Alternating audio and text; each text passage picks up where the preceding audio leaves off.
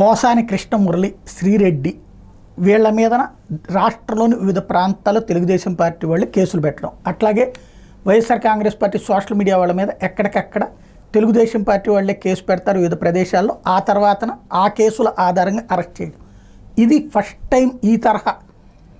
ఒకటి కొత్తగా తీసుకొచ్చింది సోషల్ మీడియా దాని మీద గతంలో కేంద్ర ప్రభుత్వం తీసుకొచ్చిన చట్టాన్ని సుప్రీంకోర్టు రద్దు చేస్తే భావప్రకటన స్వాతంత్ర హక్కుకి భంగమని అసలు దాన్ని పెట్టడానికి వీల్లేదు, దాన్ని అన్ని రాష్ట్రాలకి సమాచారం అందించండి, ఎట్టి పరిస్థితుల్లో పెట్టడానికి వీల్లేదంటే దాన్ని సరిచేయడం కోసం అంటూ సోషల్ మీడియా మీద పోస్టుల మీద కంట్రోల్ ఉండాల్సిందే అని బిఎన్ఎస్ యాక్ట్లో తీసుకొచ్చినటువంటి ఒక సవరణ 111 యాక్ట్లో ఉన్నటువంటి కొన్ని social media point of view organised crime అన్నటువంటి పాయింట్ని బేస్ చేసుకుని ఇప్పుడు ఈ కేసులు తాజాగా పెట్టుకొస్తున్నారు. అప్పుడు ఇక్కడ ఆర్గనైజ్డ్గా చేస్తున్నారు అన్నట్టు, వాస్తవంగా ప్రతి పార్టీ ఆర్గనైజ్డ్గా నడుపుతోంది సోషల్ మీడియా అన్నట్టు. అయితే దీనికి కేసు పెట్టాలి, ఈ కేసు పెట్టడం అనేది సుమోటోగా కాకుండా ఉండాలి, అదే ఇప్పుడు వ్యూహాత్మకంగా చేసుకొస్తుంది. ఇది సరికొత్త సంప్రదాయం, ఇది భవిష్యత్తులో ఎలాంటి పరిణామాలకు దారితీస్తుందో చూడాలి.